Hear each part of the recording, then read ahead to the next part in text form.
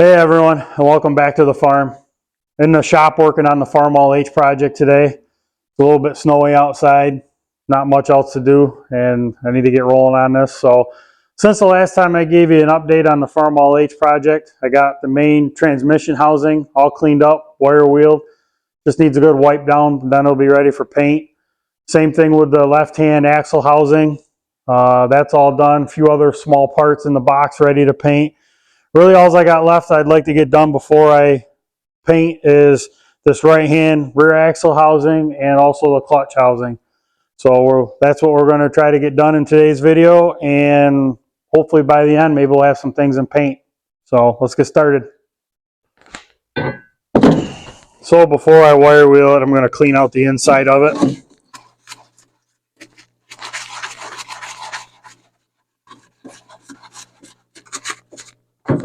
Once I got this all apart, I did take the pressure washer to this, but there's still a little bit of dirt and grease and what have you on it. So before I take the wire wheel to it, I figured I'd put it in the parts washer and just run some fluid through it.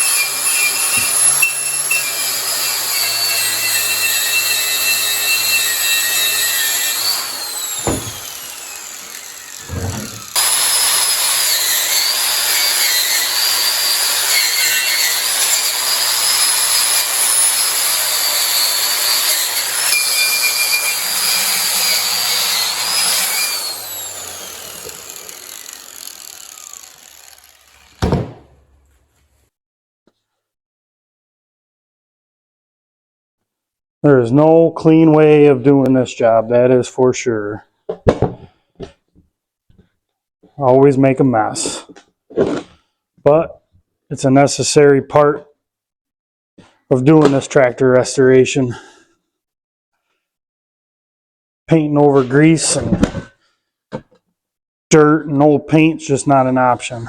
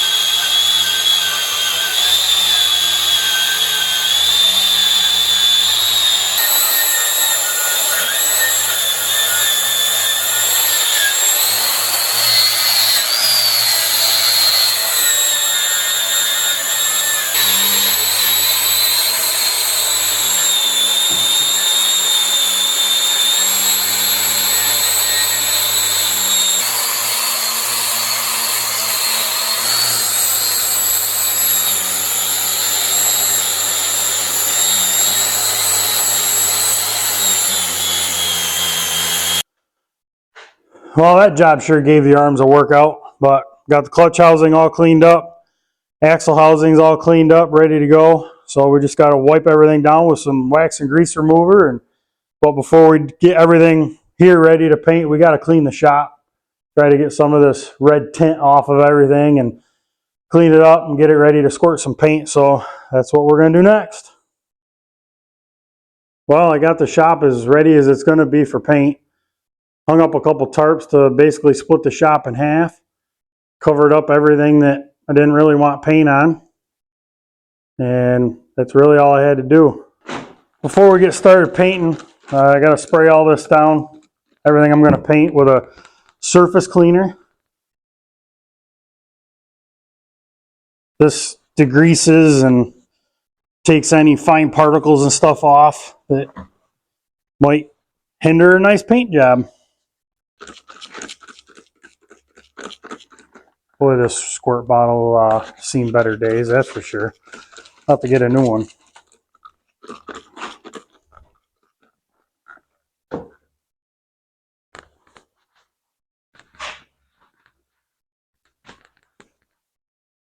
So we got all the surfaces prepped now. One thing I wanted to make a note of is I did take and cover up the serial number plate with some tape so we don't get paint on that.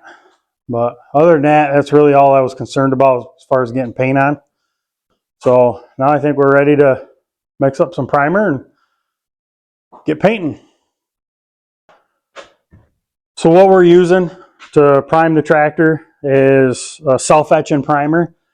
It's got really good properties for biting into the metal, any paint that was left on that you couldn't get off.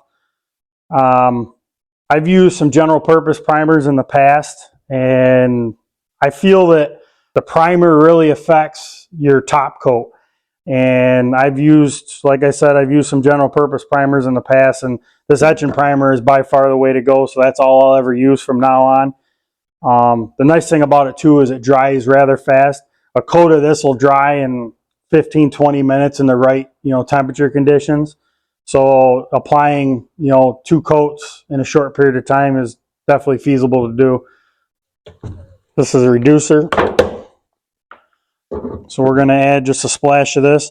I'll add it right to the can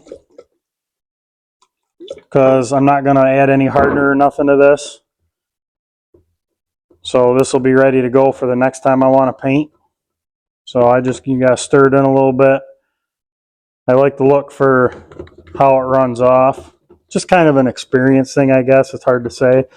I mean, by all means, follow the directions. The can actually says a 1-to-1 ratio. So if you had a full gallon, you'd mix 1 gallon of paint to 1 gallon of thinner, and that should be it. So now we have our etching primer mixed up. We're shooting our paint with a HVLP gun, high volume, low pressure spray gun. This is a Harbor Freight cheapie. Does a great job. I've painted 5 tractors, I think, with these guns. At work, we have higher price guns, brand name guns for painting. And I'm going to be honest with you, I feel that this does just as good a job as those do. And this thing here cost me less than 20 bucks. Usually after a while, I get tired of cleaning it and I just chuck it in the garbage and go buy a new one. So before you just go pouring the paint in, they make these strainers that are designed to pour the paint in, and it strains any chunks or anything that might plug the gun up.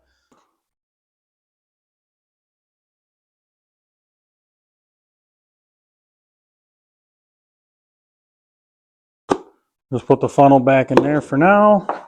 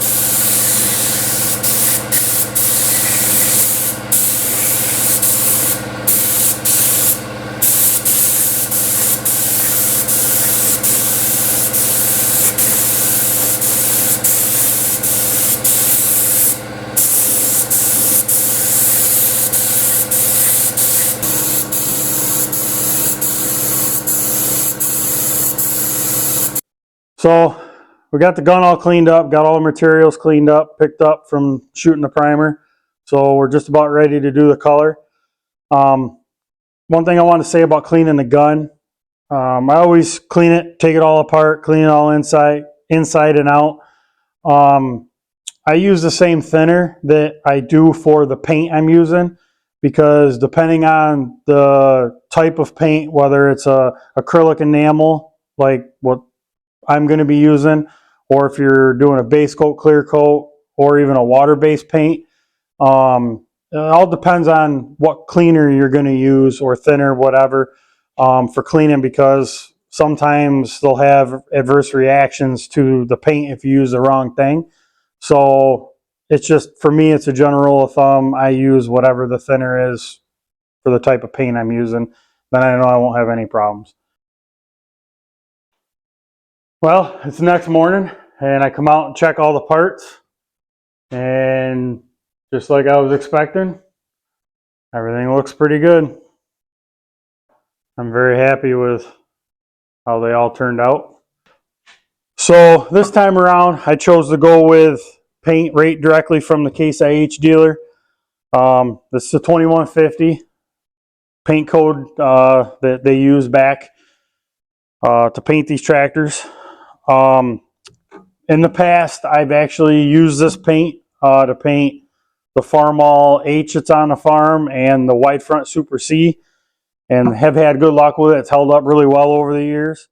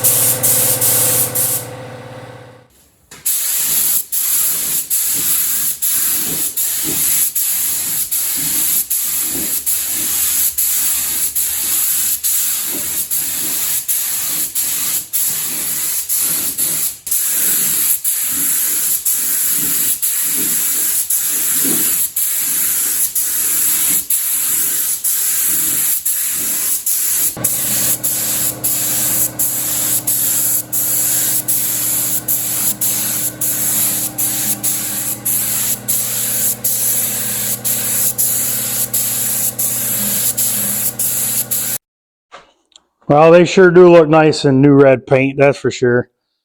I got everything all cleaned up. I'm just going to let these parts set for a few days and let the paint cure, and before I try to move them around or do anything with them.